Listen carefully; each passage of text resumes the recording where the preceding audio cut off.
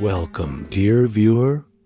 Tonight's story will take you on a journey through time, exploring the ancient ways of the Sahara and the wisdom that once guided its people.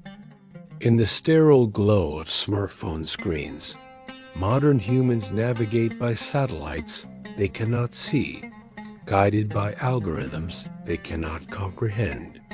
We have replaced the ancient art of reading wind patterns with weather apps, substituted the wisdom of desert stars with GPS coordinates, and exchanged the subtle language of sand dunes for the binary certainty of digital maps. Yet in doing so, we have severed ourselves from a deeper intelligence that once guided our ancestors across the most unforgiving landscapes on Earth. The contemporary world prizes only what can be measured, quantified, and replicated in laboratory conditions. We dismiss as superstition what our forebears understood as essential survival wisdom. In our rush toward technological omniscience, we have forgotten that for millennia, Bedouin tribes traversed the Arabian Peninsula, guided not only by visible stars, but by invisible teachers they called Jinn desert spirits, whose presence revealed hidden water sources, warned of approaching sandstorms, and whispered the secrets of survival in a land that kills the unprepared. Modern science now confirms what these ancient nomads knew intuitively. The human brain possesses extraordinary capacities for environmental sensing that extend far beyond our 5 acknowledged senses. We can detect magnetic fields, sense subtle atmospheric pressure changes, and process thousands of environmental cues below the threshold of conscious awareness. What the Bedouin attributed to Jinn guidance may have been their sophisticated cultivation of these latent human abilities, a form of desert consciousness that allowed them to read the land's invisible language with supernatural precision. The vast Arabian Peninsula, stretching across 2 million square kilometers, of seemingly barren wilderness, was never empty to those who knew how to perceive its hidden inhabitants. From the Rub al-Khali's endless sand seas to the rocky plateaus of the Najd, Bedouin tribes developed over centuries a complex spiritual ecology that recognized the desert as alive with conscious presences. These were not the crude demons of popular imagination, but sophisticated entities intimately connected to the land's subtle energies and patterns. Archaeological evidence suggests that for over 4,000 years, nomadic peoples have moved through these landscapes, following routes that seem almost mystically precise. Their migration patterns, water-finding abilities, and survival strategies display a level of environmental attunement that borders on the supernatural. Yet rather than magic, this represents the culmination of human adaptive intelligence working in harmony with forces that modern civilization has forgotten how to perceive. The Bedouin understanding of Jinn was fundamentally different from later religious interpretations. These were not supernatural beings separate from the natural world, but rather manifestations of the desert's own consciousness, living expressions of wind patterns, underground water flows, electromagnetic fields, and the countless environmental variables that determined life or death in the harsh Arabian landscape. To communicate with Jinn was to develop such exquisite sensitivity to these forces that one seemed to receive direct guidance from the land itself. Traditional Bedouin society was structured around this principle of environmental communion. Tribal leaders were chosen not only for their political acumen, but for their ability to sense the desert's moods and intentions. The most respected guides could predict weather changes days in advance, locate water sources across vast distances, and navigate by reading signs invisible to untrained eyes. These abilities were cultivated through practices that modern science is only beginning to understand: forms of meditative awareness, sensory training, and environmental attunement that activated dormant human capacities. Recent neuroscientific research has revealed that the human brain contains magnetite crystals that function as biological compasses, allowing us to sense the Earth's magnetic field with remarkable precision. Studies of traditional navigators from various cultures show enlarged hippocampi and enhanced spatial processing abilities that dwarf those of GPS-dependent modern populations. The Bedouin practice of Jinn communication may have been a sophisticated method for accessing and interpreting these subtle environmental cues. The desert's electromagnetic environment creates unique conditions that enhance certain forms of perception.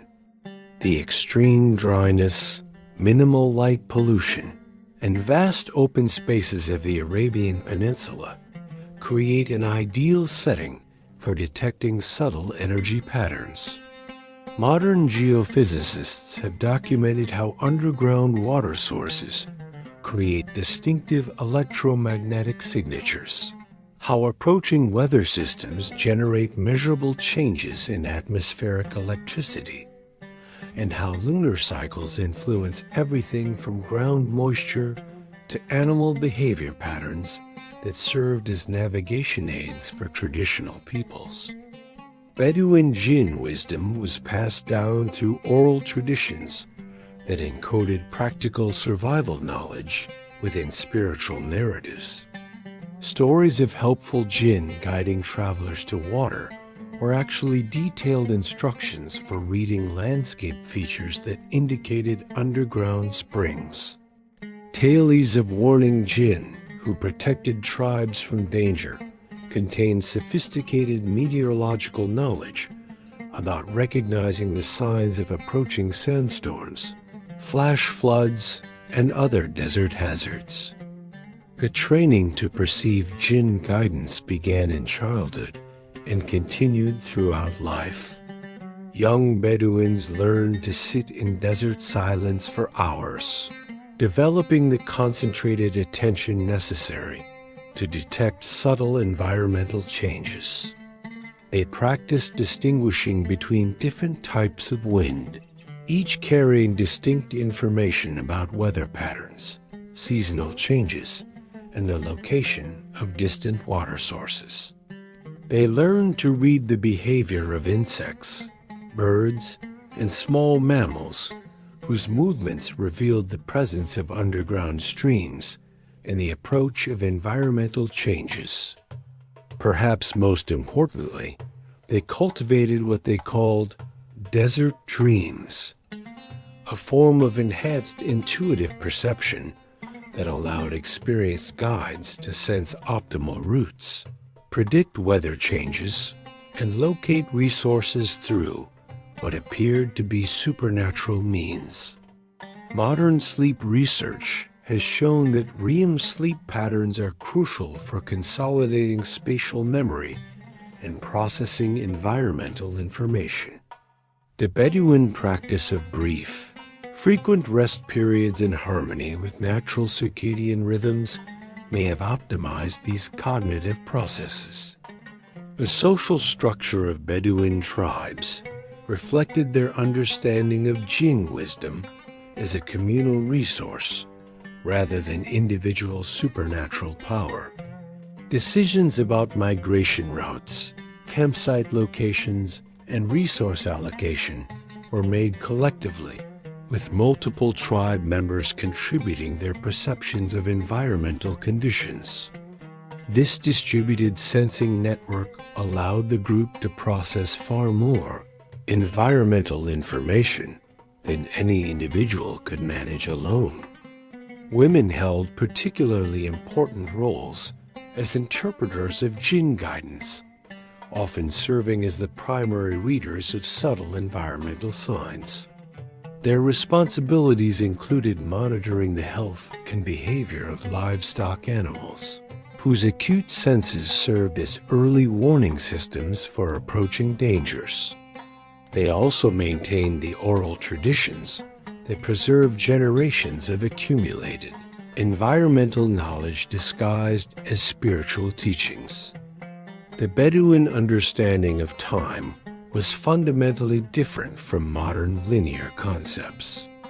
They recognized multiple overlapping cycles, daily rhythms of temperature and wind, lunar patterns affecting tides and animal behavior, seasonal changes in vegetation and water availability, and longer-term climatic cycles that influence migration patterns. This multidimensional temporal awareness allowed them to anticipate environmental changes with remarkable accuracy. Their concept of space was equally sophisticated. Rather than thinking in terms of fixed coordinates, they understood the desert as a living system of relationships and flows. Water moved through underground channels that connected distant oases. Wind patterns created invisible highways that carried scents, sounds, and atmospheric conditions across vast distances. Animal migration routes revealed seasonal changes in resource availability. By learning to perceive these dynamic relationships, skilled guides could navigate across seemingly featureless terrain with extraordinary precision. The tools used in traditional Jinn communication were simple but effective. Polished metal mirrors could detect approaching dust storms by changes in atmospheric visibility.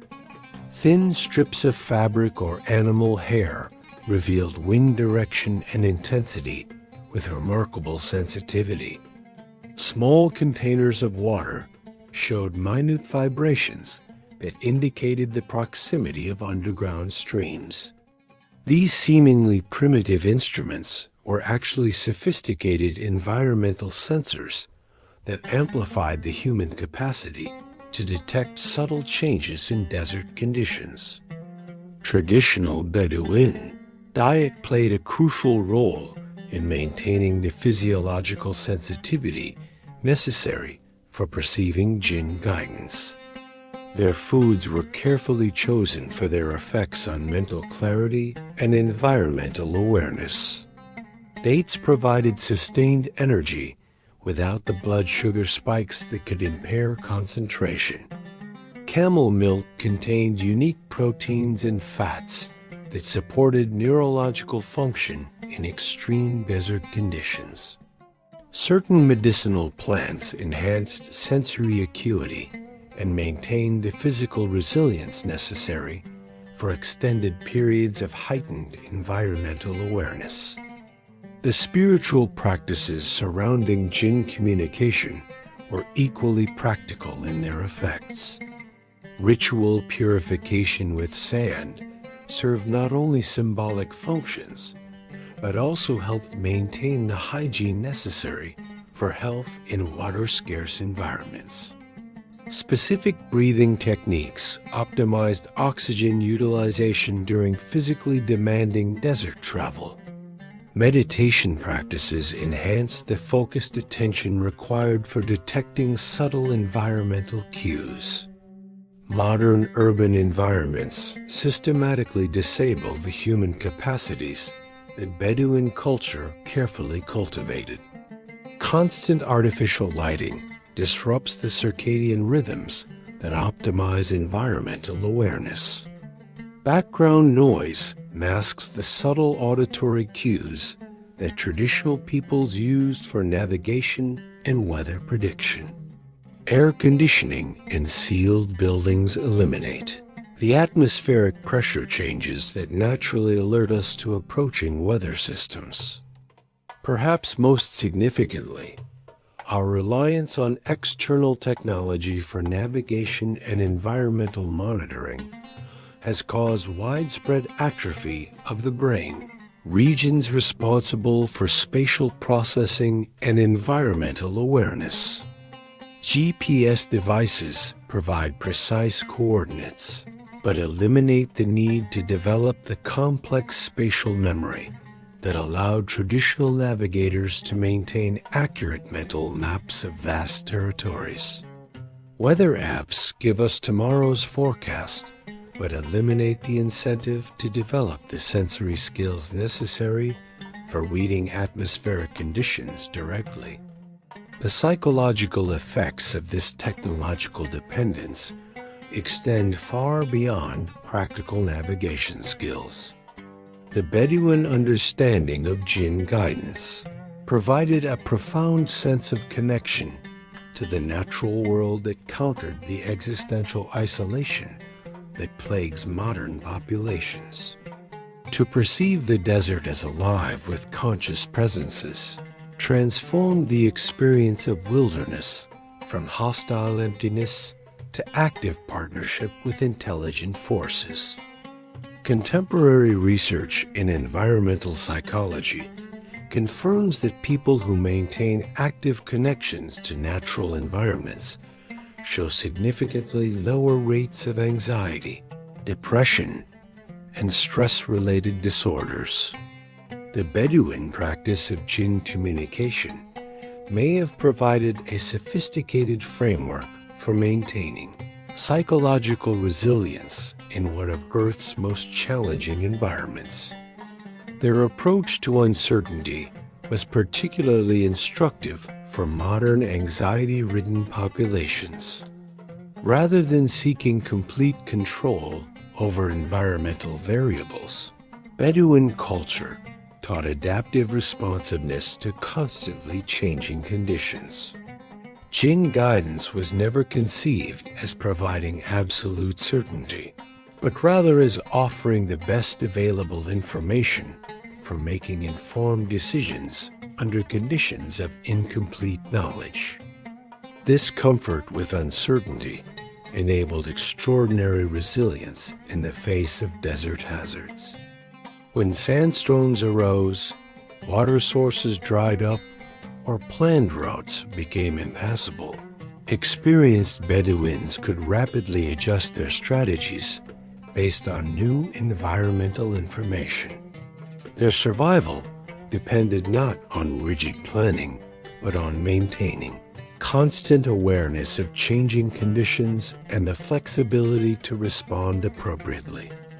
The decline of traditional Bedouin culture represents one of humanity's great losses of environmental wisdom.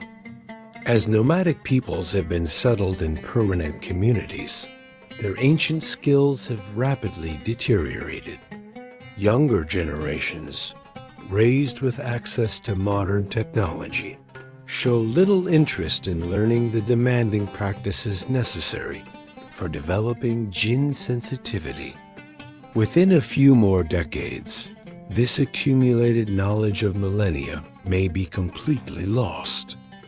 Yet elements of this wisdom remain accessible to anyone willing to undertake the patient work of developing environmental sensitivity. The basic human capacities that Bedouin culture refined through Jinn practices are still present in modern populations, though typically dormant from disuse. Recent research suggests that even brief periods of technology-free time in natural environments can begin to reactivate these latent abilities.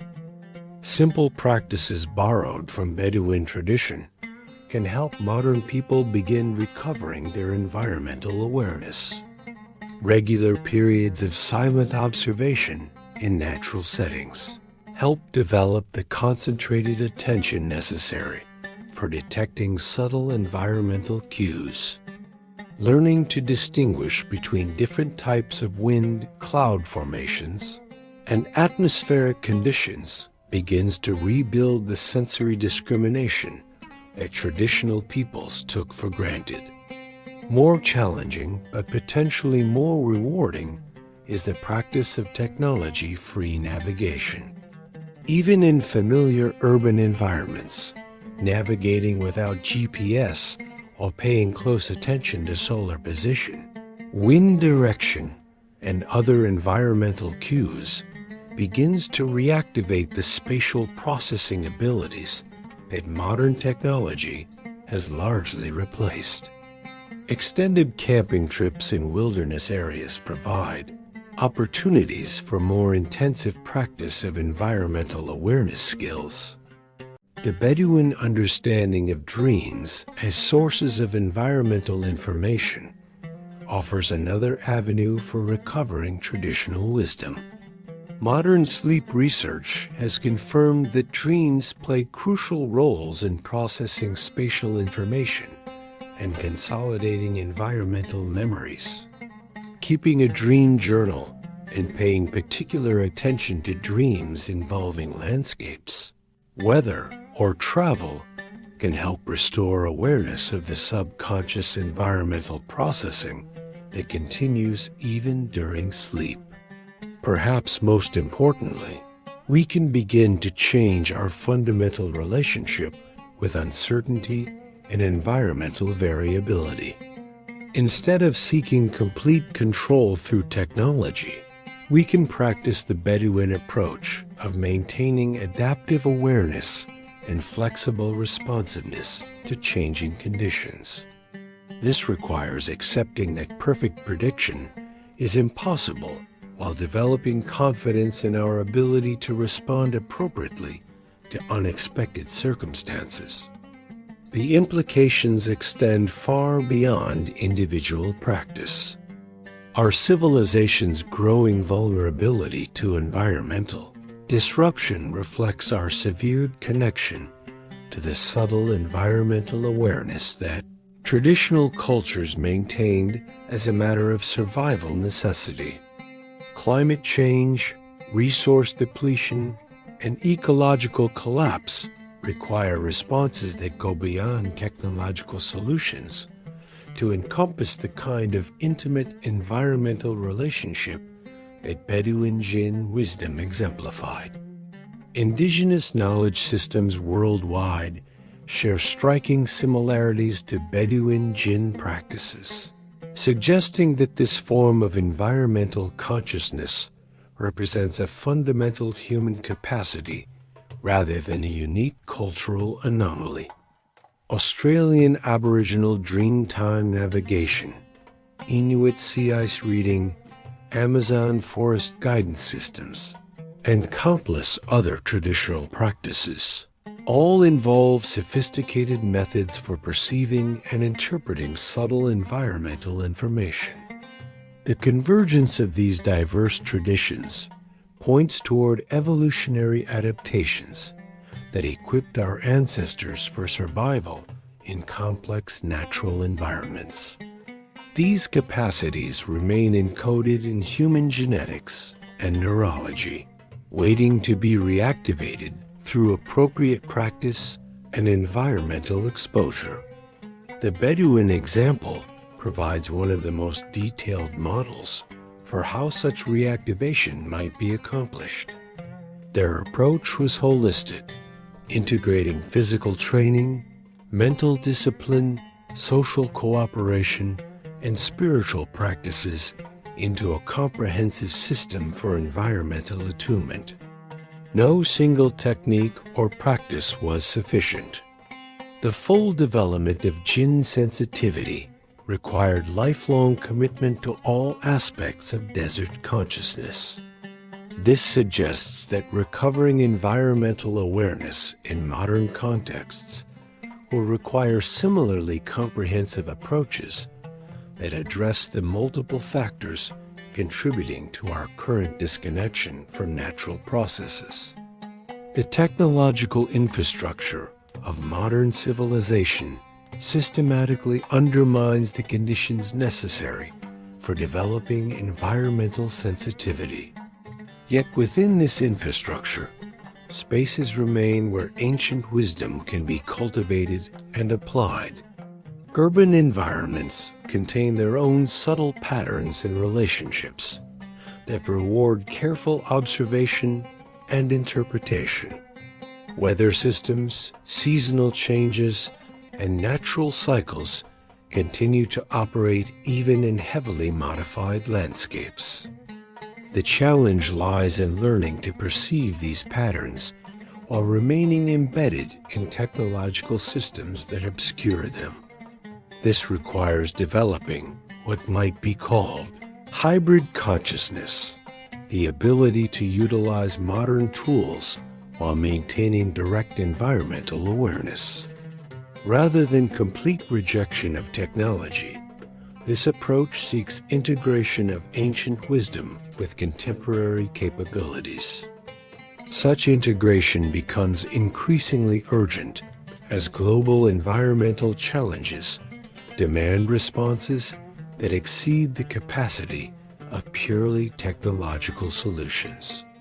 The climate crisis, biodiversity loss, and resource depletion require the kind of intimate environmental relationship that Bedouin Jinn wisdom exemplified, a form of consciousness that recognizes human survival as fundamentally dependent on maintaining harmony with natural systems. The desert's lessons remain available to those willing to learn its language.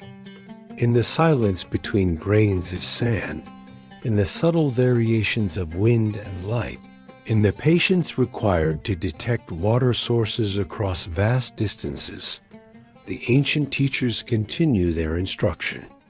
We need only develop the sensitivity to hear their guidance and the wisdom to follow. Their counsel toward a more sustainable relationship with the earth, it sustains us all. The morning sun had not yet painted the eastern dunes when Emir Ibn Rashid felt the first whisper against his weathered cheek. Not win something subtler, more intentional. He had learned over 6 decades of desert life to distinguish between the 17 different types of air movement that crossed the Rub al-Khali, each carrying its own message to those who knew how to listen. This particular stirring spoke of water, still distant, but approaching from the northwest, riding the underground rivers that flowed beneath the sand like invisible highways, connecting oasis to oasis across the vast Arabian heartland. Amir's eyes remained closed as he performed the morning ritual that had shaped his consciousness since childhood. His grandfather had taught him to greet each dawn, not with sight, but with the deeper senses that most humans never learn to cultivate. First came the electromagnetic reading, a subtle tingling in his extremities that revealed the magnetic signature of the landscape around him. The iron-rich deposits beneath the camp created a distinctive pattern that he could feel as clearly as others might see colors. This internal compass had guided his tribe through countless migrations when the stars were obscured by storms and the sun offered no directional clues. Next came the atmospheric assessment. Amir's trained lungs detected minute changes in humidity, barometric pressure, and the complex bouquet of scents that carried information across hundreds of kilometers of desert space.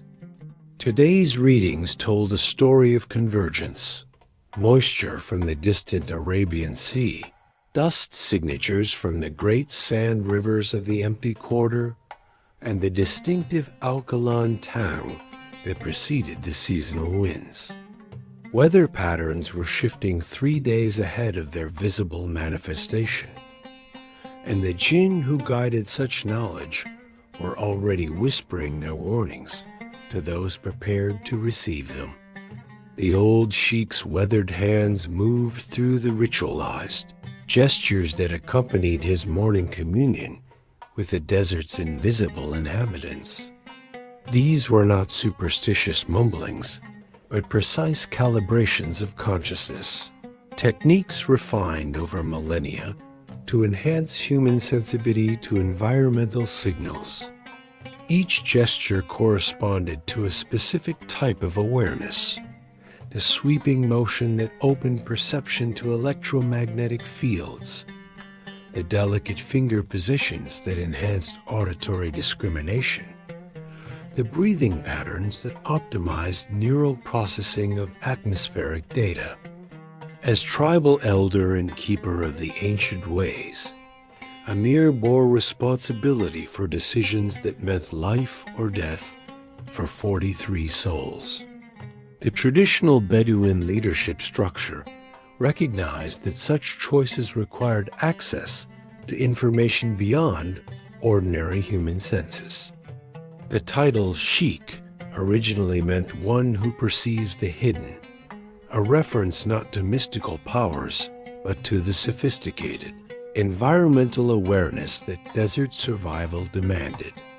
Modern populations, cushioned by technology from direct environmental consequences, had lost appreciation for how extraordinary such abilities truly were.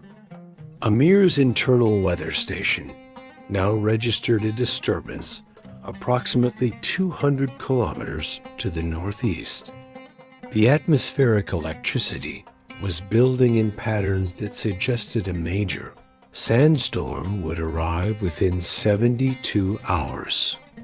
The Jinn of wind and dust were growing restless, their voices carrying increasingly urgent warnings for those with ears to hear.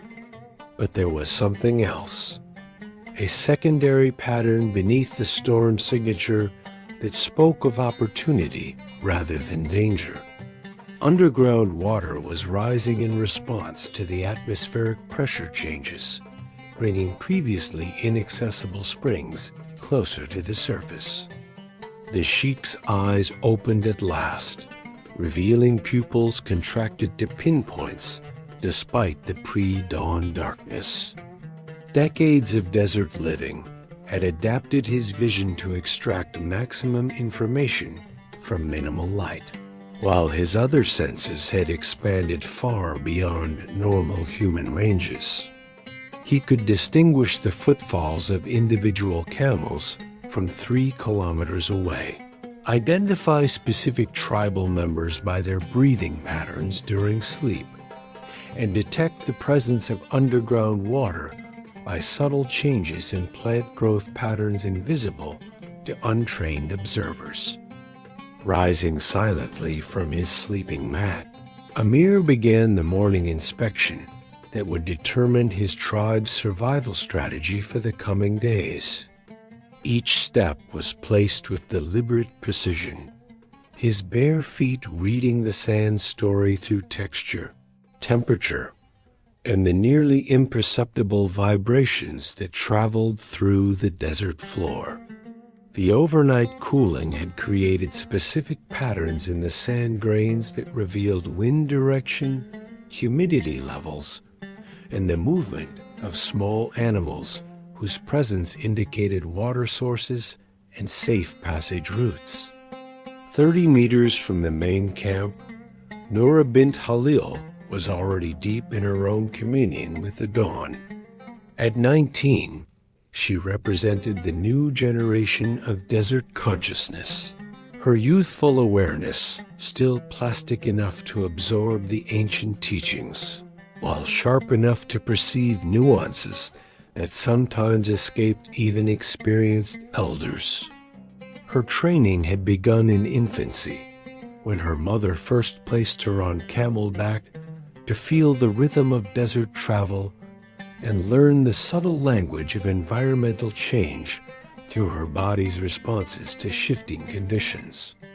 Noura's gift lay in her extraordinary sensitivity to what the old ones called the breathing of the sands, minute atmospheric pulsations that revealed the presence of underground caverns. hidden water sources, and the movement of distant weather systems. While Amir read the large-scale patterns that guided tribal migration, Noura specialized in the microsignals that could mean the difference between finding water and dying of thirst. Her abilities had saved the tribe twice in the past year, leading them to springs that no map had ever recorded and warning of flash floods that would have caught them in vulnerable positions. The young woman's morning practice began with the listening silence, 40 minutes of absolute stillness that allowed her consciousness to merge with the desert's own awareness. This was not meditation in the passive sense, but active environmental scanning, her nervous system tuned to detect the faintest variations in electromagnetic fields, atmospheric pressure, ground vibrations, and the countless other signals that comprise the desert's information network. Modern neuroscience had only recently discovered that such extended periods of focused attention physically rewired the brain, strengthening neural pathways associated with spatial processing, pattern recognition, and environmental sensitivity. As the first rays of sunlight struck the eastern dunes, Noura began to sense the day's hidden curriculum. The Jinn of sand and wind were restless this morning, their usually stable patterns disrupted by forces moving beneath conscious perception. Something was approaching from multiple directions, not danger exactly, but change that would require careful navigation. Her trained intuition suggested that within 3 days, the tribe would face choices that would test their collective wisdom and their trust in the ancient ways.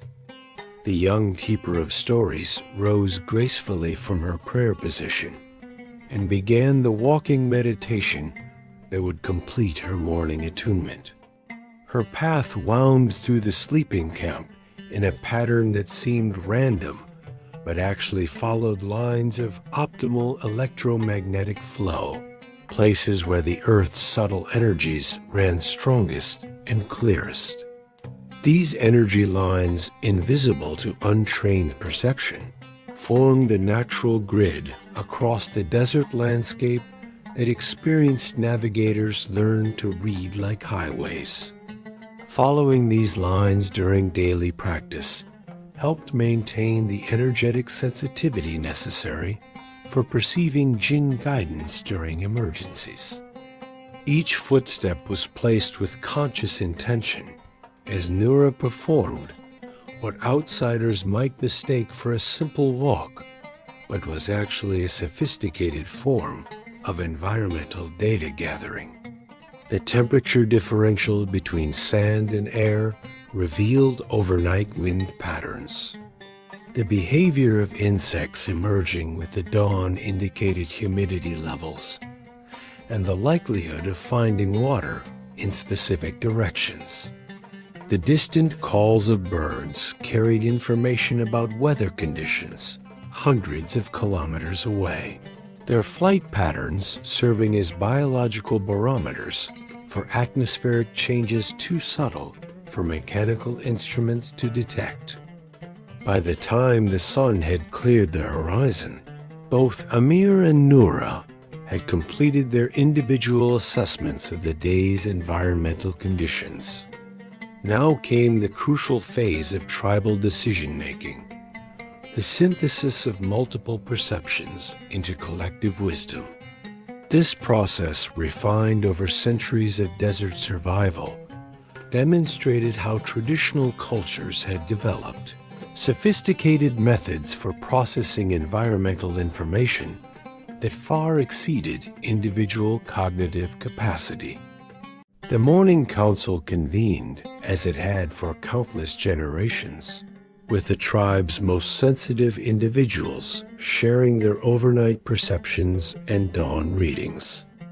Amir's macro-environmental assessment provided the strategic framework, a major storm approaching from the northeast, underground water rising in the western sectors, seasonal wind patterns shifting 3 weeks earlier than usual. Nora's micro-environmental reading added crucial tactical details. Specific locations where water might surface, optimal timing for movement to avoid the storm's full impact, subtle signs suggesting that other tribal groups were also responding to the same environmental pressures. But the ancient system went far beyond individual expertise. Each tribal member contributed pieces of the environmental puzzle based on their specialized knowledge and sensitivity. The camel herders reported unusual behavior patterns in their animals, subtle changes in grazing preferences and resting positions that indicated their biological sensors were detecting environmental shifts invisible to human perception. The children, whose developing nervous systems often showed extraordinary sensitivity to electromagnetic changes, described dreams and waking impressions that frequently contained accurate information about distant conditions. Even the tribe's elderly members, their physical senses diminished by age, contributed crucial wisdom based on decades of pattern recognition. They had lived through enough seasonal cycles to recognize when current conditions matched historical patterns that had led to specific outcomes. Their memories served as living databases of environmental correlation, connecting present circumstances to past events in ways that revealed probable future developments. This collective environmental intelligence enabled decision-making processes that modern organizations, despite their technological sophistication, struggle to match. The Bedouin Council could rapidly synthesize complex, multivariable environmental data and reach consensus on optimal strategies without the endless meetings and analysis paralysis that plague contemporary institutions. Their decision-making speed came not from hasty judgment, but from the collective cultivation of environmental sensitivity that made subtle information immediately accessible to group awareness. The morning's assessment revealed a complex strategic situation that would test the tribe's accumulated wisdom. The approaching storm offered both opportunity and danger.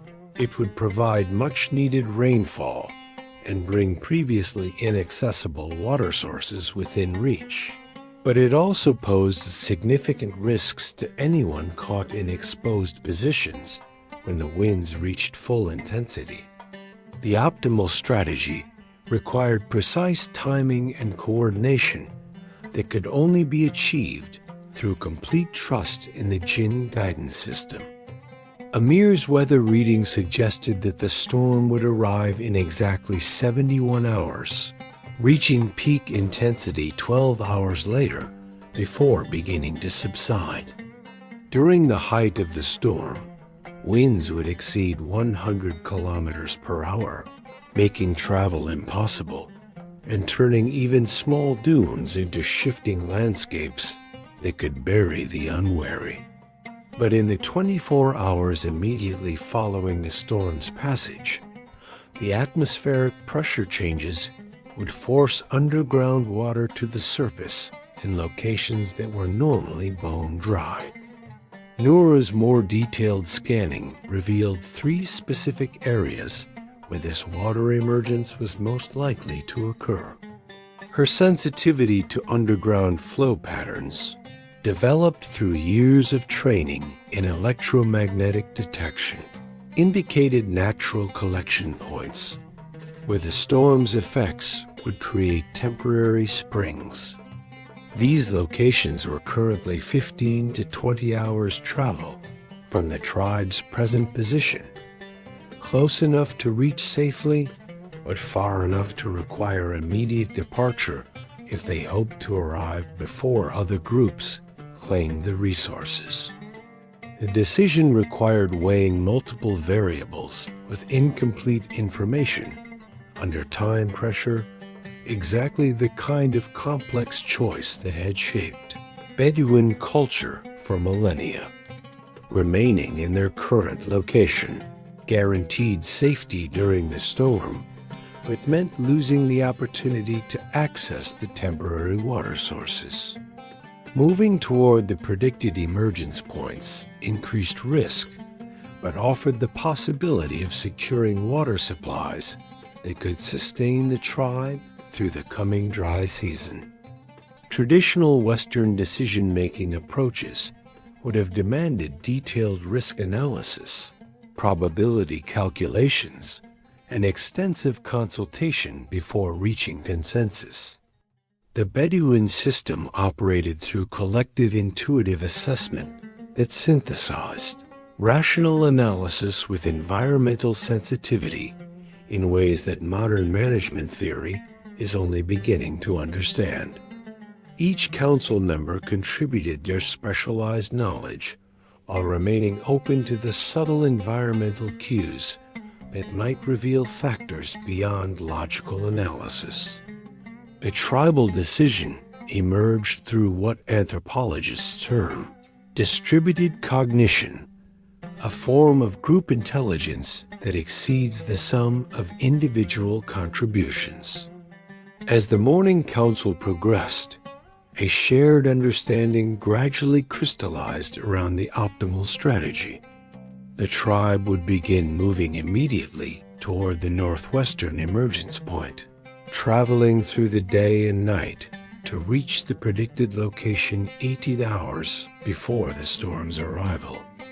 This would provide sufficient time to prepare protective shelters while positioning them to access the temporary springs as soon as conditions permitted. But the decision involved more than mere strategic calculation.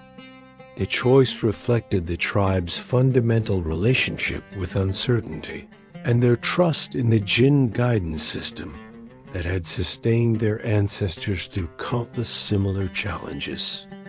Moving toward an uncertain water source, based on environmental readings that could not be verified through technological instruments, required the kind of faith in traditional knowledge that modern populations find almost impossible to comprehend.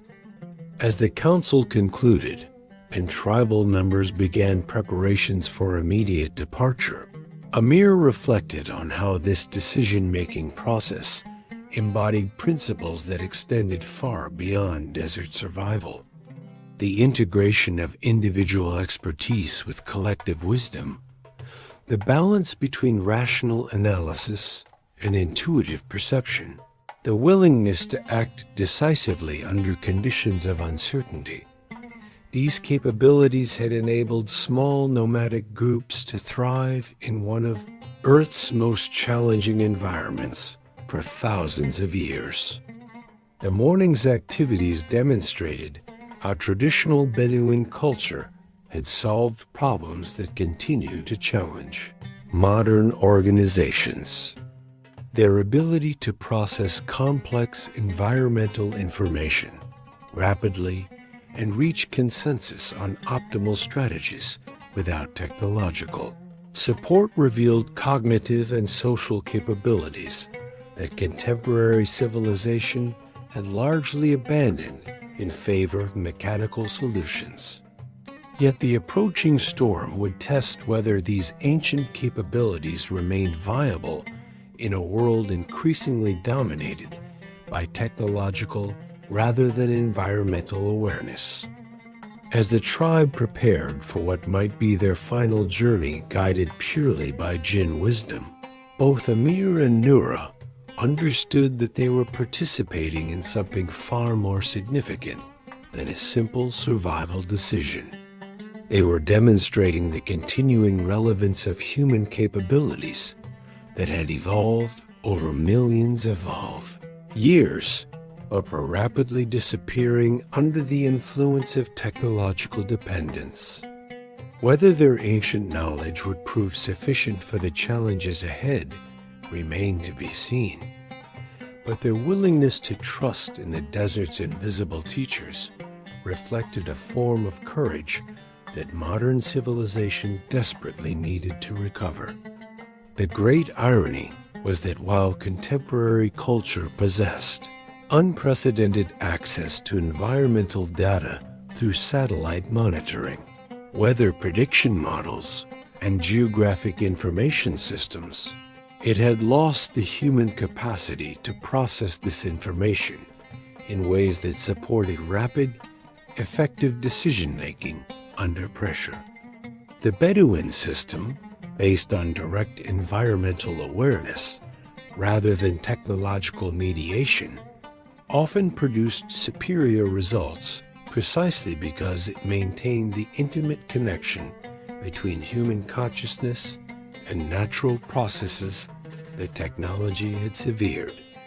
As the morning sun climbed higher and the tribe began its potentially final journey into the deep desert, the ancient patterns continued their eternal dance. Wind patterns shifted according to laws older than human civilization. Underground water moved through channels carved by geological processes spanning millennia. Electromagnetic fields fluctuated in response to solar activity and planetary alignments that connected the smallest desert tribe to cosmic forces beyond imagination. And through it all, the Jinn continued their patient instruction of those willing to learn the desert's deepest lessons. The day ahead would test whether human consciousness, refined through generations of environmental partnership, could still navigate challenges that exceeded technological solutions.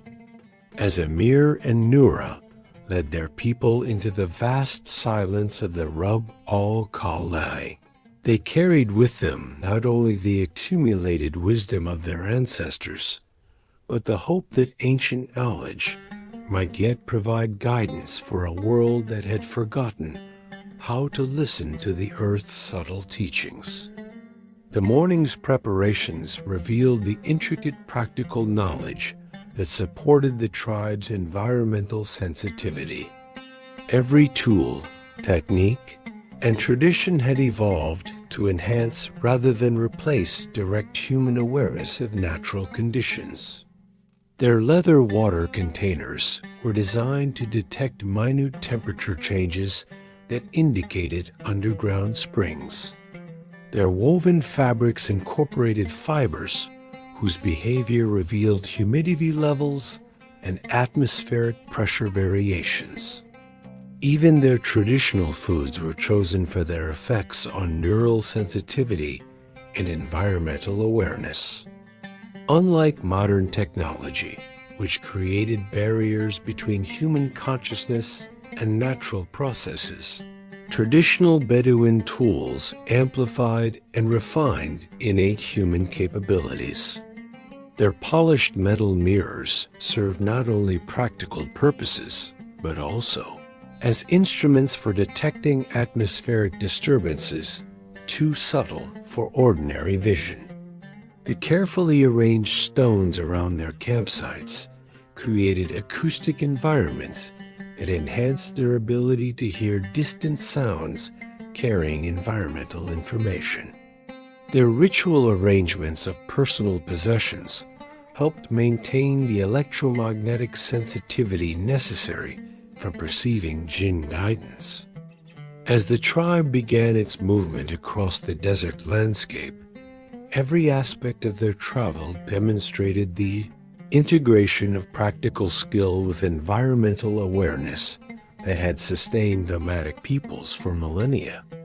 The order of march, the timing of rest stops, the selection of routes through seemingly uniform terrain all reflected accumulated knowledge of how to move through challenging landscapes while maintaining the sensitivity necessary for continued environmental assessment.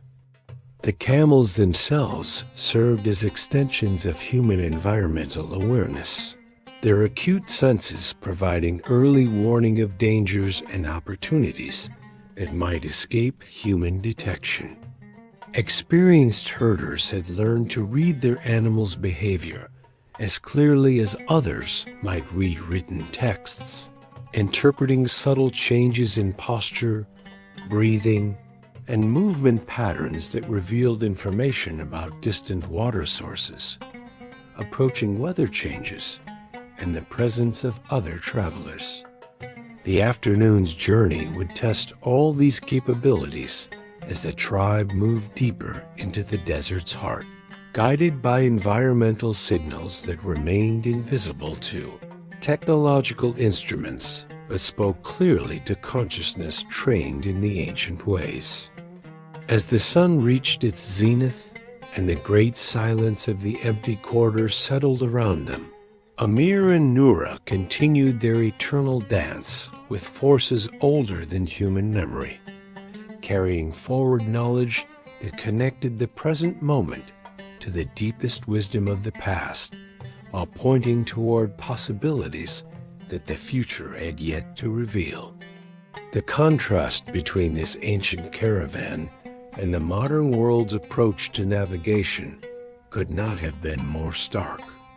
While contemporary travelers sat in air-conditioned vehicles, staring at GPS screens that reduced the infinite complexity of landscape to simple coordinates, Amir's tribe moved through a living web of relationships that transformed every sand dune into a source of information, and every shift in wind direction into a message from the invisible teachers who had guided their ancestors across these same routes for countless generations.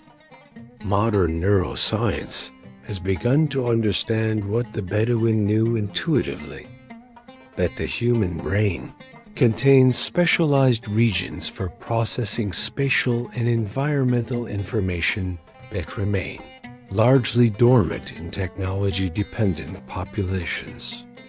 The hippocampus, which creates and stores spatial memories, shows dramatic enlargement in traditional navigators compared to GPS-dependent individuals.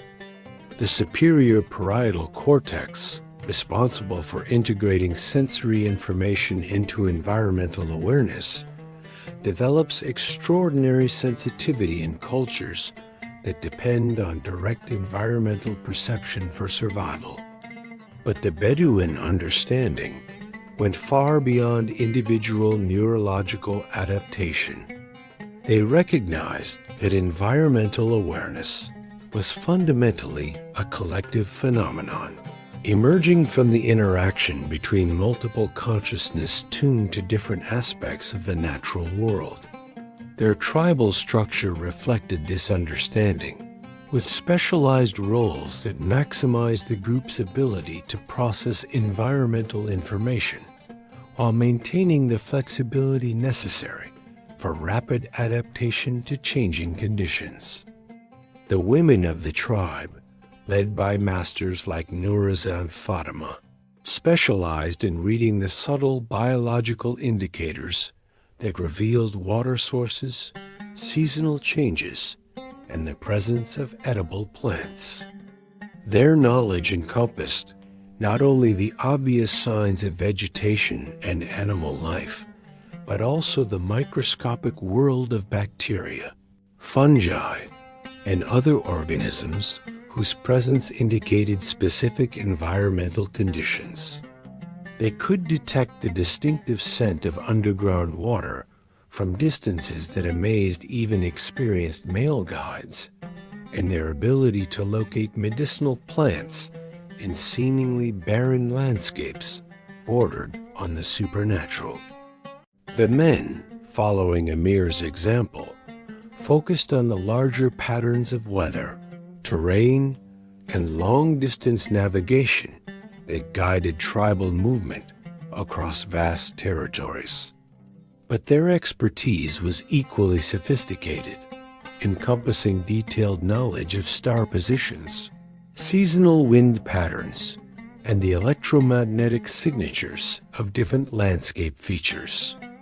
They could predict weather changes days in advance by reading atmospheric conditions invisible to mechanical instruments, and their ability to navigate across featureless terrain without external reference points represented one of humanity's most remarkable cognitive achievements. The children served as the tribe's early warning system, their developing nervous systems often detecting environmental changes before experienced adults became aware of them. Traditional Bedouin culture recognized that young people possessed natural sensitivities that formal education and cultural conditioning gradually suppressed. Rather than dismissing childish impressions as unreliable, the tribe carefully cultivated these abilities through specific training practices that preserved and enhanced environmental awareness throughout the individual's lifetime. Even the elderly members, their physical capabilities diminished by age, contributed essential wisdom based on pattern recognition that spanned multiple decades.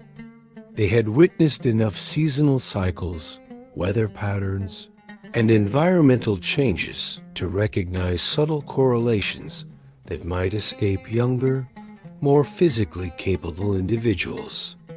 Their memories served as living libraries of environmental knowledge that connected present conditions to historical patterns in ways that enabled remarkably accurate predictions about future developments. This multi-generational, gender-balanced approach to environmental awareness created a collective intelligence that far exceeded what any individual could achieve alone. The tribe's decision-making processes utilized specialized knowledge from every member while maintaining the flexibility necessary for rapid adaptation to unexpected circumstances. Their consensus-building methods, refined through centuries of high-stakes survival decisions, enabled them to process complex environmental information and reach optimal strategies with remarkable efficiency. The afternoon's travel demonstrated these principles in action as the tribe moved across terrain that appeared uniform to untrained eyes but revealed countless subtle variations to those who knew how to read the desert's language. Amir led from the front. His consciousness extended far beyond his physical location to encompass a sphere of awareness that included weather patterns developing hundreds of kilometers away, underground water movements that would affect their route planning, and the electromagnetic signatures of distant rock formations that served as navigational landmarks. Behind him, Nora maintained what she called the listening walk, a state of heightened sensitivity that allowed her to detect minute changes in environmental conditions that might indicate the need for route adjustments or warnings about approaching dangers. Her awareness encompassed not only the immediate vicinity, but also the subtle atmospheric changes that preceded major weather events, the behavioral patterns of small animals whose presence indicated water sources, and the barely perceptible vibrations that traveled through the desert floor, carrying information about distant geological activity. The traditional Bedouin understanding of time played a crucial role in their environmental navigation.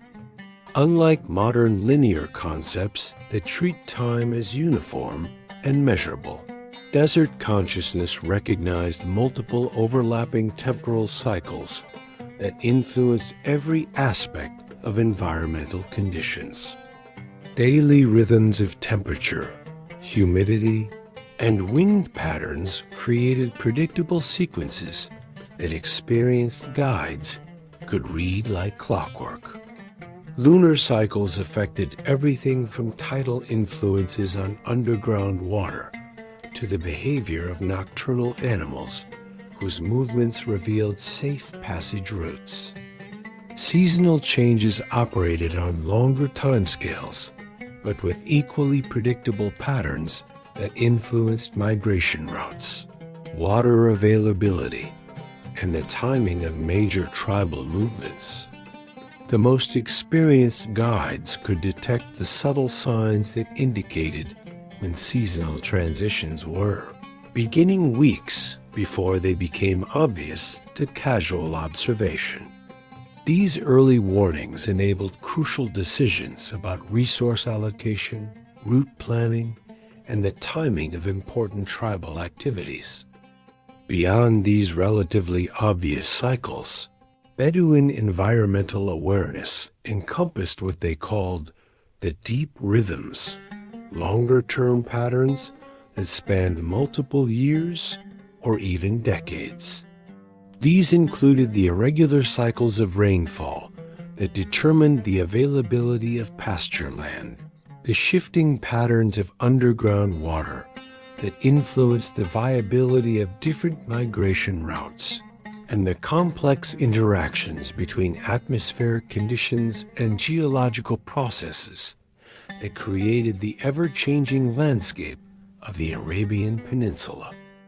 The tribe's understanding of space was equally sophisticated, recognizing that the desert was not empty terrain to be crossed, but a complex ecosystem of relationships and flows that connected every element to every other element across vast distances.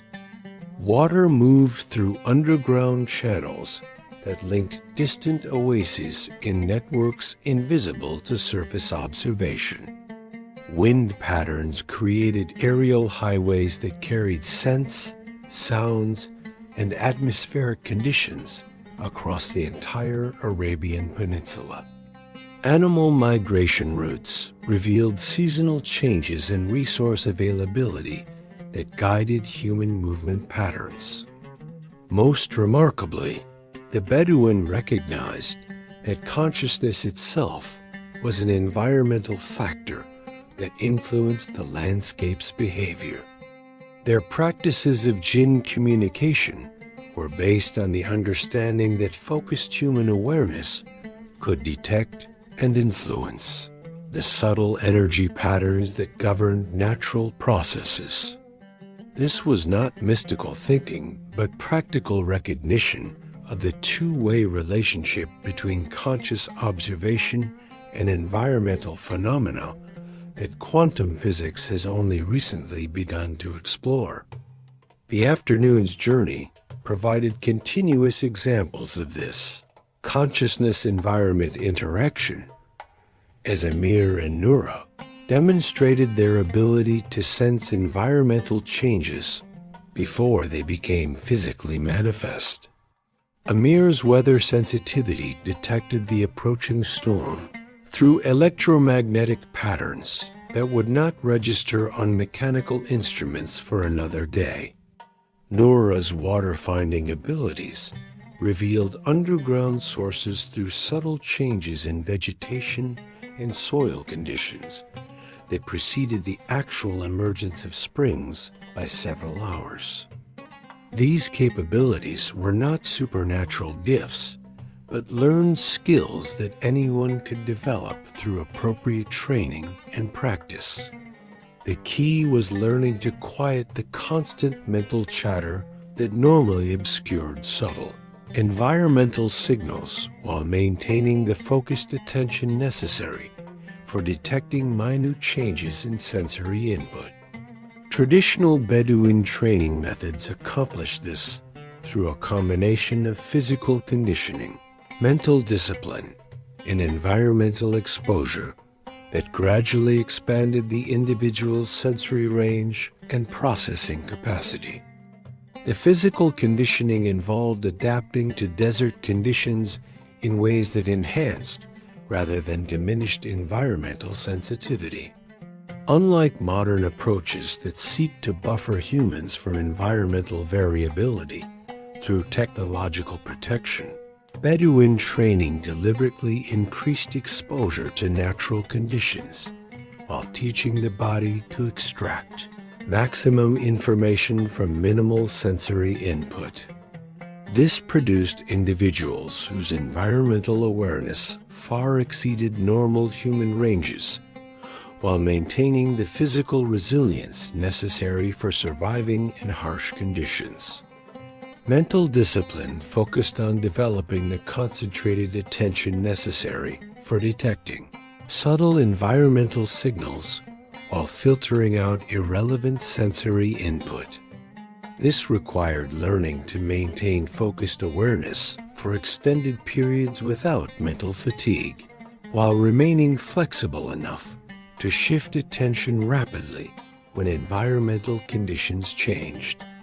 The meditation practices that accomplished this were not passive contemplation, but active forms of consciousness training that enhanced specific cognitive abilities related to environmental awareness.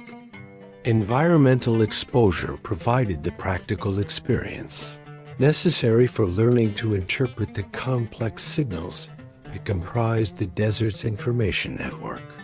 This could not be accomplished through theoretical study or classroom instruction, but required direct engagement with natural processes under conditions where accurate perception meant the difference between life and death.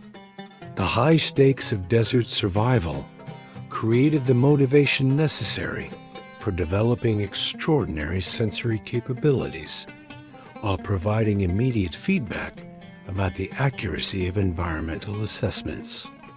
The integration of these three elements, physical conditioning, mental discipline, and environmental exposure, produced individuals whose environmental awareness approached the mythical abilities attributed to Jinn themselves. They could detect water sources across vast distances, predict weather changes days in advance, and navigate across featureless terrain with supernatural precision.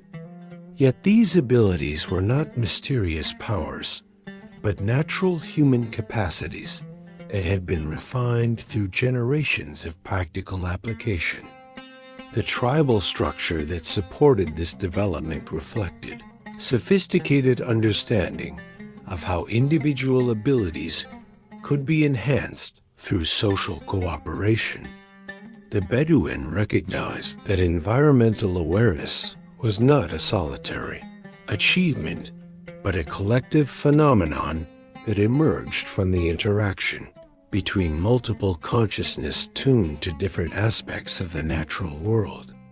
Their social organization maximized opportunities for knowledge sharing while maintaining the individual responsibility necessary for developing personal expertise. The late afternoon sun cast long shadows across the desert floor as the tribe continued its journey toward the predicted water emergence site. The day's travel had confirmed the accuracy of the morning's environmental assessment, while revealing additional details that would influence their strategy for the coming storm. The electromagnetic disturbances detected by Amir were intensifying on schedule, while Noura's underground water readings indicated that the emergence would occur exactly where her sensitivity had predicted. But the journey had also revealed unexpected factors that would require careful consideration. The behavior of their camels suggested that another tribal group had passed through the area within the past 24 hours, following a similar route toward the same water sources. This created potential competition for resources that could complicate their survival strategy.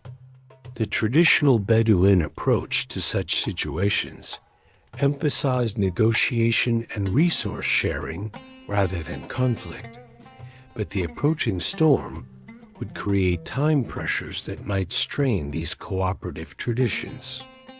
As the day progressed, both Amir and Nura found their environmental sensitivity becoming more acute as they approached the zone where the storm's effects would be strongest.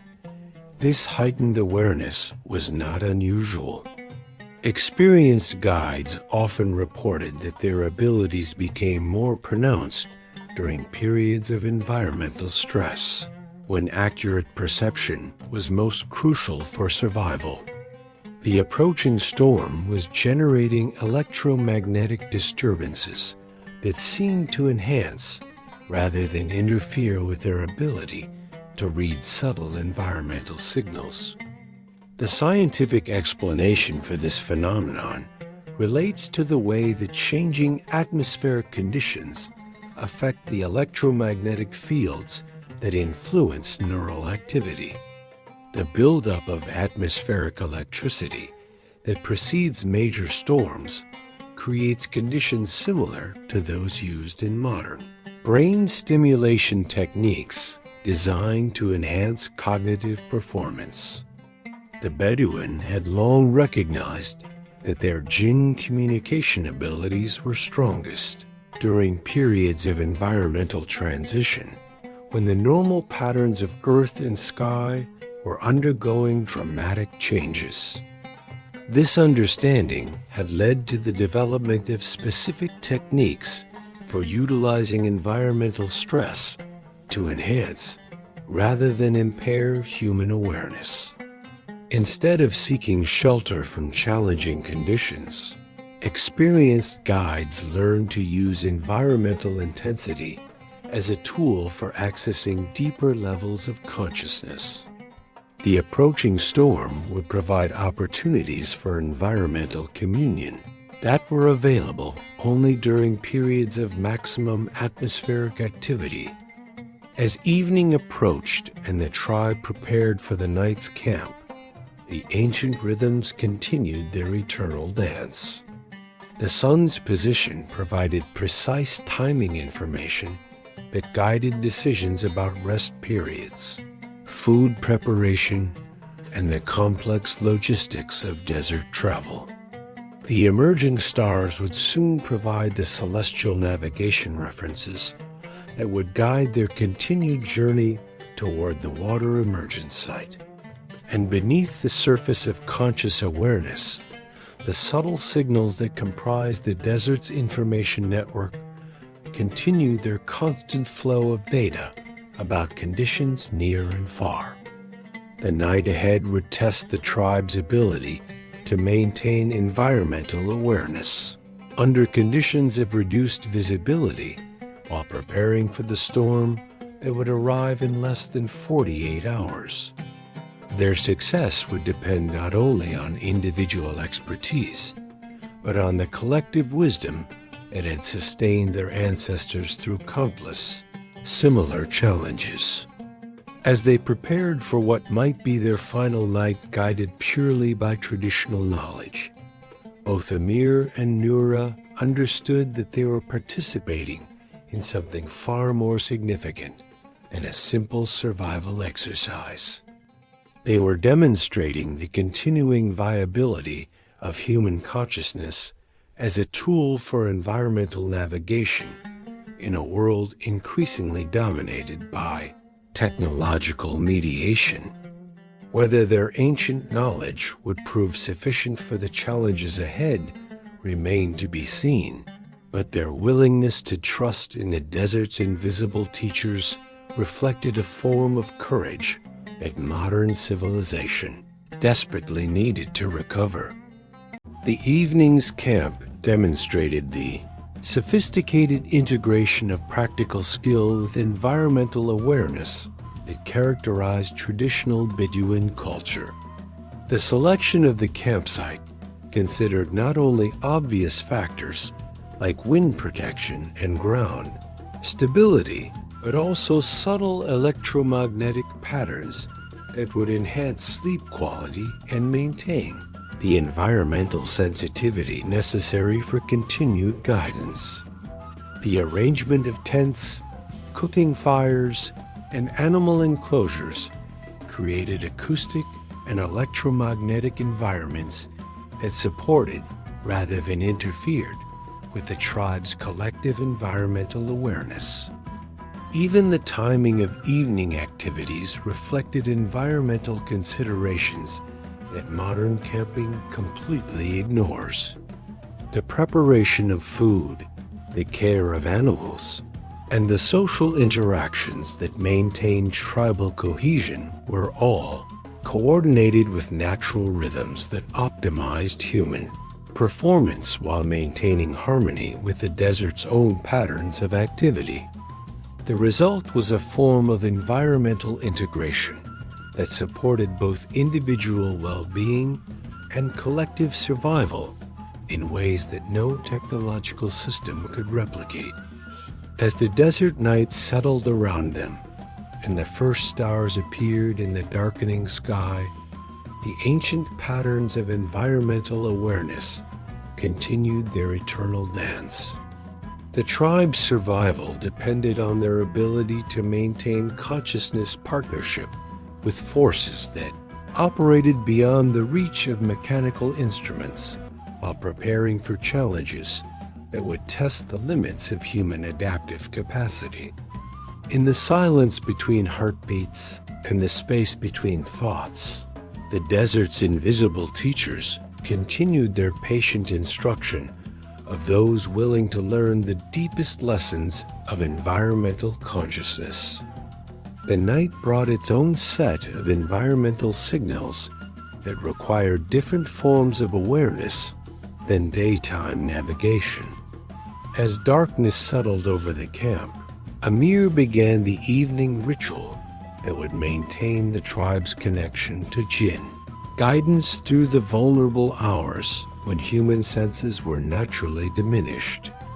The traditional understanding recognized that nighttime presented both dangers and opportunities for environmental communion that were unavailable during daylight hours.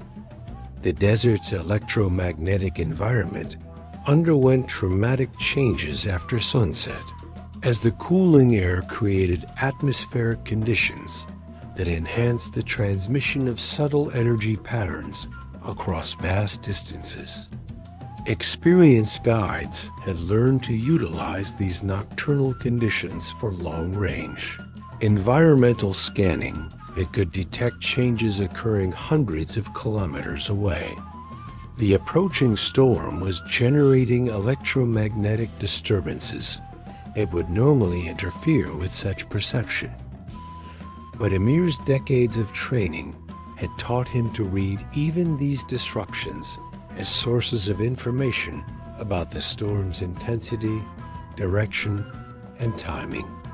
Noura's evening practice focused on what the ancient teachers called dream seeding, the preparation of consciousness for receiving environmental information through the altered states of awareness that occurred during sleep.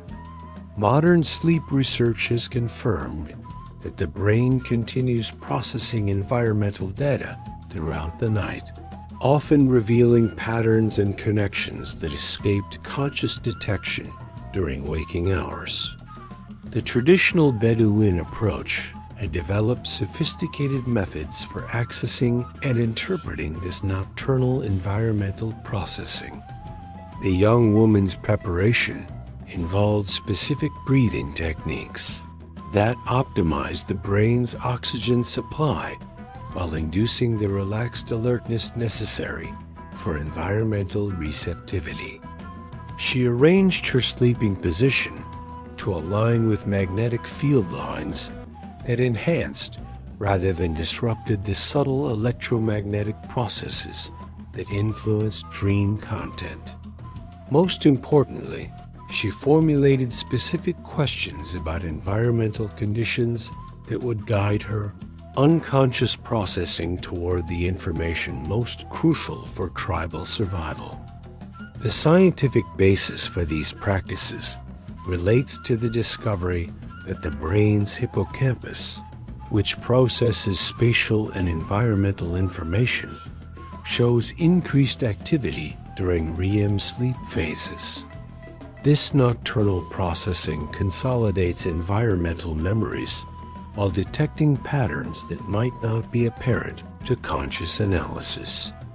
Traditional cultures worldwide had developed methods for accessing this unconscious environmental intelligence, though few had refined these techniques to the level of sophistication achieved by desert peoples whose survival depended on extracting maximum information from minimal environmental cues.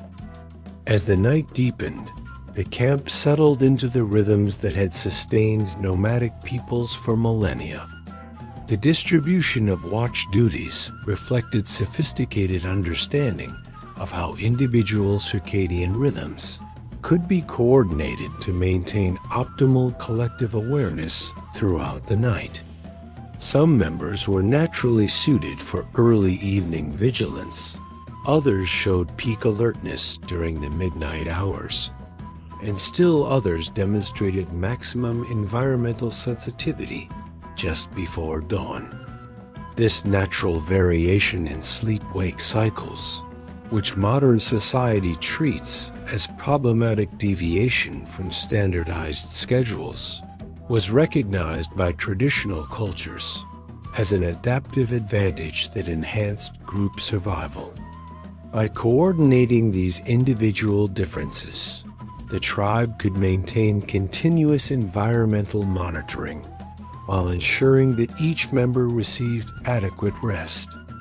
The result was a form of collective consciousness that never completely slept, maintaining awareness of environmental changes that might threaten the group's safety. The night's watch rotation also served educational functions that transmitted environmental knowledge from experienced guides to younger tribal members. Each shift pairing matched individuals with complementary skills, allowing for the practical instruction that could only occur during actual environmental monitoring.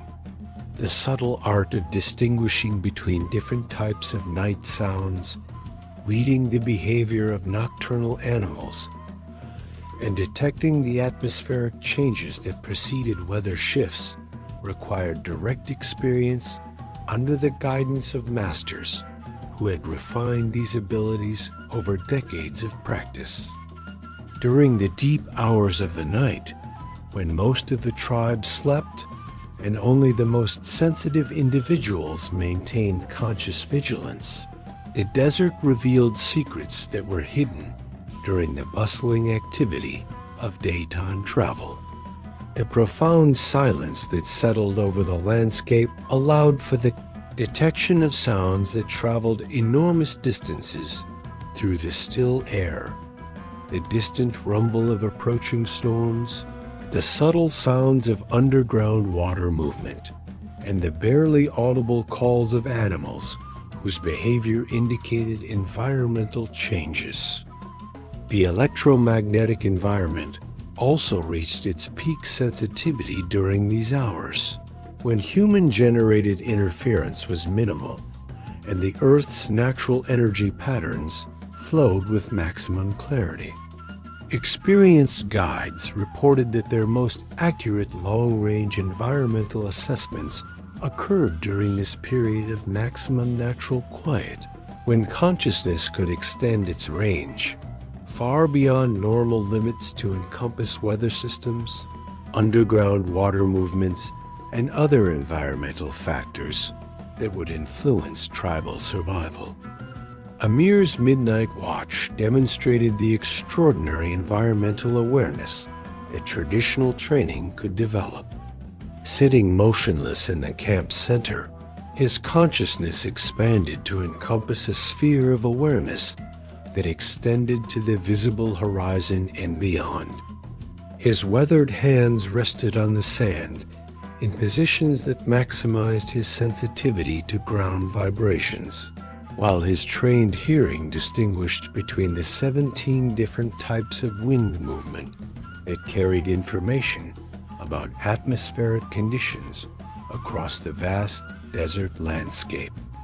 The old sheik's internal weather station now registered that the approaching storm was intensifying ahead of schedule, with peak winds likely to arrive 6 hours earlier than his morning assessment had predicted. This acceleration was not unexpected. The electromagnetic disturbances he had detected were characteristic of storm systems that drew energy from underground geological activity, as well as atmospheric conditions. The convergence of surface weather with deep earth processes created particularly intense and unpredictable storm patterns that tested even the most experienced guides. More concerning was his detection of what the ancient teachers called conflict winds atmospheric, disturbances that indicated the presence of other human groups responding to the same environmental pressures that were guiding his own tribe's movements. The electromagnetic signatures suggested at least 2 other parties moving toward the same water emergence site, creating potential resource competition that could complicate their survival strategy. The traditional Bedouin approach to such situations emphasized negotiation and resource sharing rather than conflict. But the accelerating storm timeline would create time pressures that might strain these cooperative traditions. The ancient protocols for multi-tribal resource allocation were designed for situations where adequate time existed for proper consultation and consensus building. When survival margins became too narrow for extended negotiation, even the most peaceful peoples might be forced into territorial disputes. As dawn approached, Noura's dream-seated consciousness began processing the night's accumulated environmental information in ways that would guide the coming day's crucial decisions. Her sleep had been filled with vivid imagery that, properly interpreted, contained detailed information about underground water movements, optimal route selections, and timing factors that would influence their survival strategy. The traditional understanding recognized that such dreams were not random mental activity, but sophisticated forms of environmental data processing that occurred below the threshold of conscious awareness. The young woman's most significant dream involved a detailed vision of the water emergence site that revealed not only its precise location, but also the sequence of events that would unfold when the storm's effects triggered underground springs to surface. Her dream consciousness had somehow accessed information about geological processes that would not become physically apparent for another day, providing crucial advanced knowledge that would enable optimal positioning and resource collection. Modern neuroscience offers partial explanations for such phenomena through research on the brain's predictive processing capabilities. The unconscious mind continuously processes environmental data and extrapolates future conditions based on pattern recognition that exceeds conscious analytical capacity. Under conditions of extreme environmental sensitivity, such as those cultivated by traditional desert peoples, this unconscious processing can produce remarkably accurate predictions about future environmental states. However, the traditional understanding went beyond individual cognitive processing to encompass what they called field consciousness, the idea that individual awareness could tap into larger information patterns that extended beyond personal sensory input.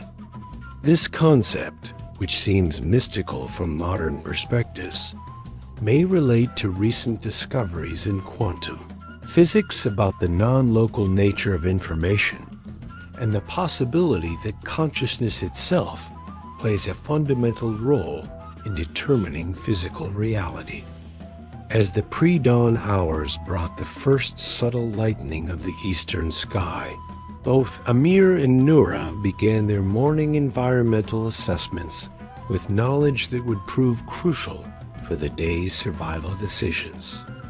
The night's readings had revealed that the storm was accelerating. The water emergence would occur at the predicted location, but with timing that required immediate departure, and other tribal groups were converging on the same area with intentions that remained unclear. The morning council convened earlier than usual, with the tribe's environmental specialists sharing their overnight assessments while the rest of the group prepared for what might be their most challenging day of travel. The synthesis of night-gathered information painted a picture of opportunity bounded by narrow time constraints and potential resource conflicts that would test their collective wisdom and their faith in traditional survival strategies. Amir's weather analysis indicated that they had perhaps 18 hours to reach the emergence site, establish protective shelter, and position themselves for resource collection before the storm reached its peak intensity. Noura's geological readings suggested that the underground water would begin surfacing approximately 6 hours after the storm's arrival, creating a narrow window of opportunity between the end of dangerous conditions and the arrival of competing groups. The tribal council's decision-making process demonstrated the sophisticated integration of individual expertise with collective wisdom that had sustained nomadic peoples through countless similar challenges. Each member contributed specialized knowledge while remaining open to insights that might emerge from group discussion. The resulting strategy reflected not only rational analysis of available information, but also the intuitive assessment of factors that lay beyond logical calculation.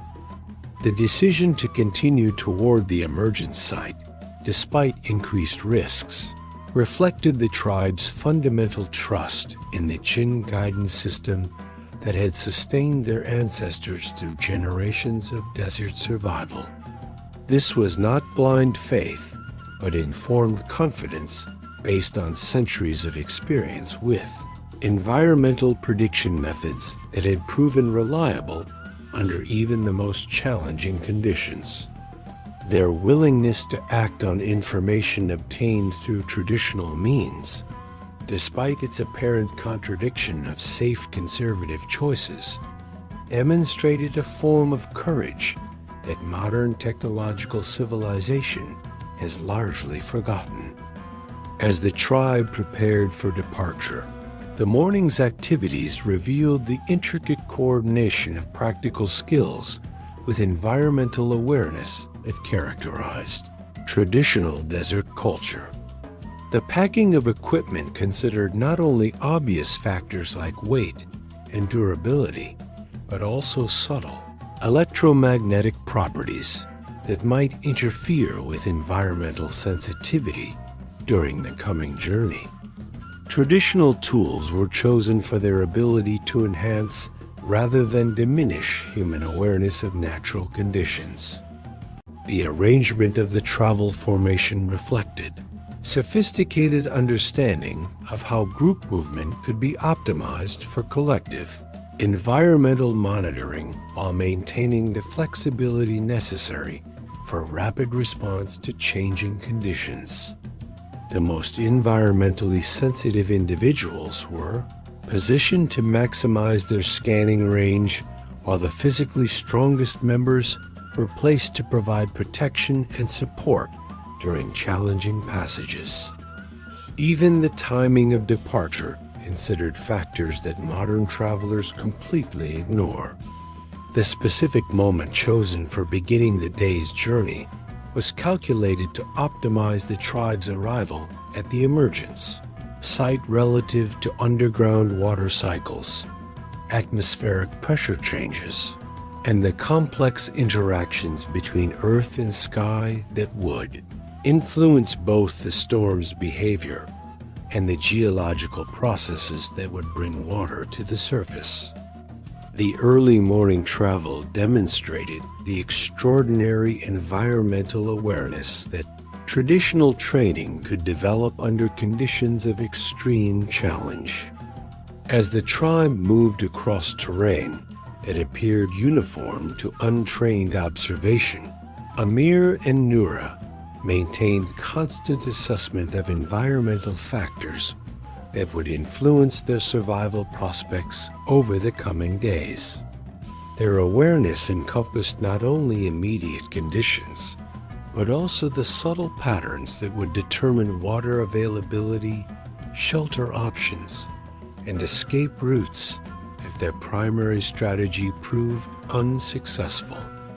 The morning's journey also revealed the profound difference between traditional and modern approaches to risk assessment and decision-making under uncertainty. While contemporary culture sought to minimize risk through technological solutions and detailed advanced planning, the Bedouin approach embraced uncertainty as an unavoidable aspect of environmental partnership. Their survival strategy focused not on eliminating risk, but on maintaining the flexibility and awareness necessary for optimal response to whatever conditions actually materialized. This philosophical difference reflected fundamentally different relationships with the natural world. Modern civilization treats nature as a collection of resources to be controlled and exploited for human purposes, leading to strategies that seek to impose human will on environmental processes. Traditional desert culture recognized humans as participants in larger ecological systems, leading to strategies that sought harmony with natural processes rather than domination over them. The practical implications of these different approaches were becoming apparent as the morning progressed. The tribe's environmental monitoring was detecting changes in atmospheric conditions that no mechanical instrument could measure, while their traditional knowledge was providing guidance about geological processes that no contemporary science could predict. Their success or failure would demonstrate whether human consciousness, refined through generations of environmental partnership, remained viable as a tool for navigation in an increasingly technological world. The midday sun found the tribe making excellent progress toward their destination, with environmental conditions confirming the accuracy of their traditional assessment methods. The storm's electromagnetic signature was intensifying exactly as predicted, while underground water movements were following patterns that matched Noura's sensitivity-based readings. Most importantly, their route selection was proving optimal for avoiding the worst effects of the approaching weather, while positioning them for rapid access to emerging water sources. However, the journey was also confirming their concerns about resource competition. The signs of other travelers were becoming more apparent, suggesting that at least two other groups were following similar routes toward the same general area. The traditional protocols for multi-tribal resource sharing would need to be implemented under conditions that might test the limits of cooperative survival strategies. As afternoon approached and the storm's advance effects began to manifest in visible atmospheric changes, the ancient patterns continued their eternal dance. Wind patterns shifted according to laws older than human memory, while underground water moved through channels carved by geological processes spanning millions of years. The electromagnetic fields that influenced both weather systems and human consciousness fluctuated in response to solar activity and planetary alignments that connected the smallest tribal group to cosmic forces beyond imagination. And through it all, the Jinn continued their patient instruction of those willing to learn the desert's deepest lessons.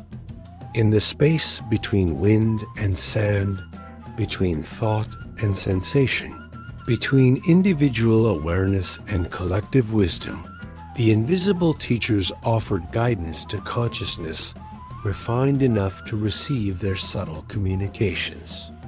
Whether modern humanity would prove capable of recovering this ancient partnership remained to be seen, but the approaching storm would provide a crucial test of traditional knowledge under conditions that might determine not only tribal survival, but the continuing viability of environmental consciousness as a foundation for human civilization.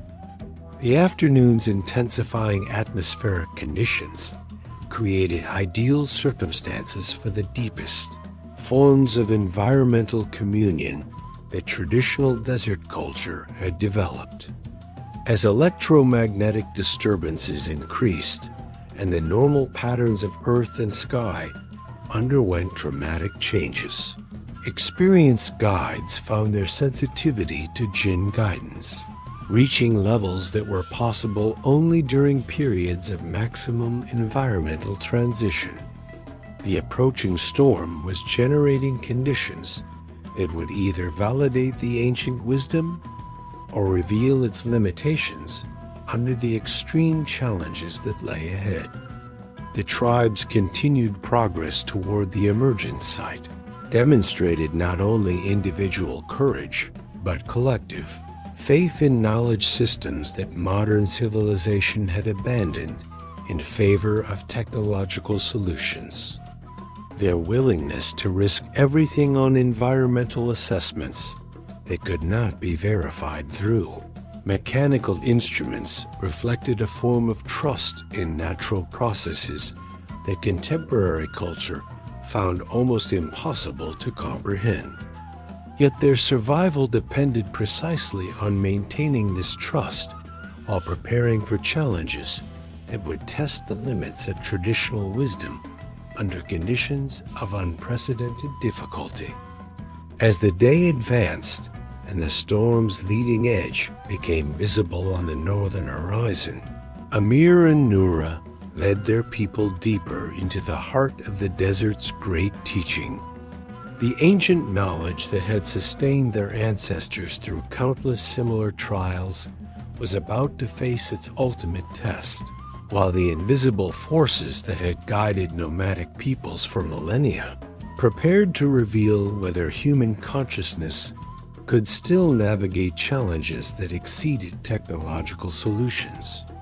In the gathering storm's electromagnetic embrace, the eternal dance between earth and sky, between human awareness and natural wisdom, between ancient knowledge and contemporary needs, was approaching its moment of decisive revelation.